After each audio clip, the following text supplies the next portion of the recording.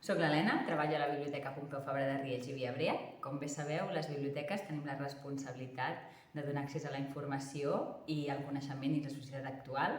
Lligat a això, hem iniciat un projecte que entraria dins els objectius de desenvolupament sostenible del 2030. Aquest projecte porta per nom Embellejar Riells i Viabrea. Treballa les ODS 3, 4 i 10, que estan lligades a la formació, al promoure oportunitats d'aprenentatge, a reduir les desigualtats i a garantir una educació inclusiva. I aquest projecte l'hem treballat amb diferents organitzacions i entitats i també amb un grup de gent gran d'aquí del poble.